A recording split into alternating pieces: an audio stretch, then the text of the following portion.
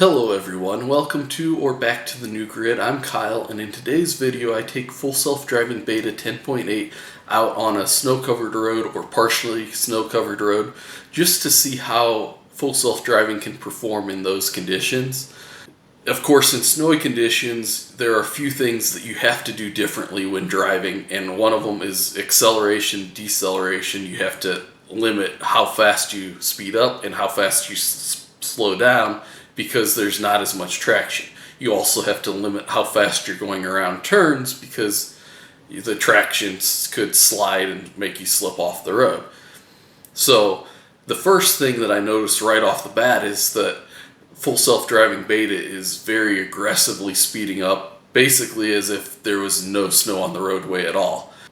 With that, I'm pretty confident that Tesla hadn't trained its neural net to do anything differently when snow's on the roadways. So that's something that they need to set. Maybe they need to have a variable set or something like that. So to overcome that, I basically set the speed limit so that it doesn't go super fast over these areas, or I'll also just speed up manually and then let it take over and proceed from there. The next thing that I noticed is I had a roadway that was partially covered with snow. It was able to detect and see where the lane lines were or should be for the most part. There were some issues with that it basically went back to autopilot visualization, so it was definitely in some degraded form at that point.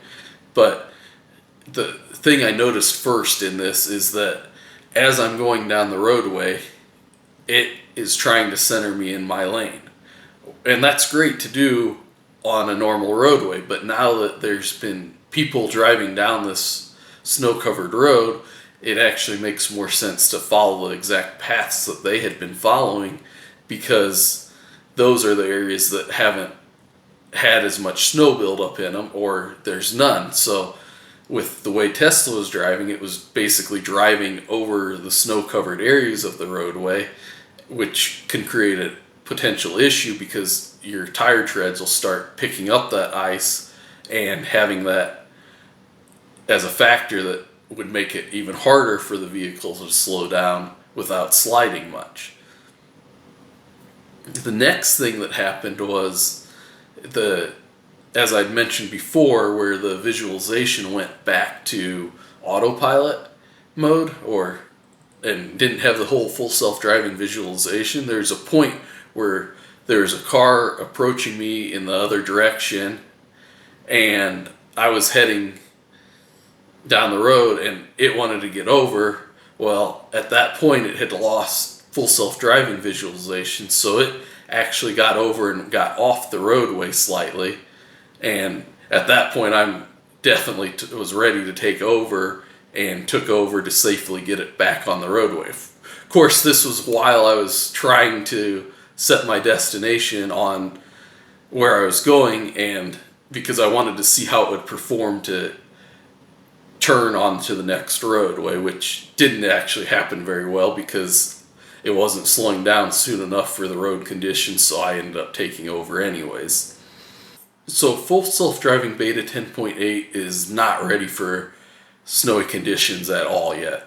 That just having snow on the roadway, it doesn't really know how to drive properly to stay safe. So even though I was pushing this system to see how it would perform, I wouldn't recommend others to try this at all because it needs some improvements. Now, I would try to report cases where you're driving in this situation so that autopilot team can get more data on it and can start training how they should be driving the cars at that point and how the neural net should work, whether they add in a new variable for snowy conditions or icy conditions, or what they do to do this. Now, I am going to forward this feedback to Tesla so that they know exactly what needs to happen.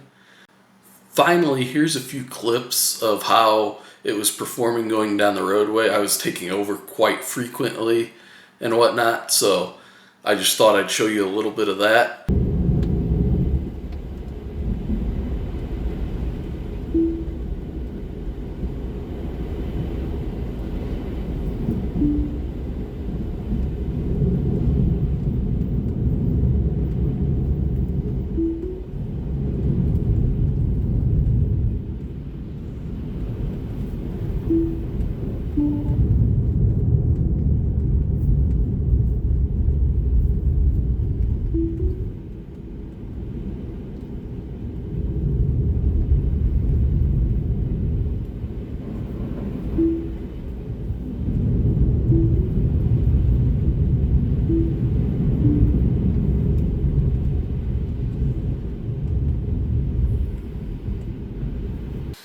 But with that, please consider liking or subscribing to my content.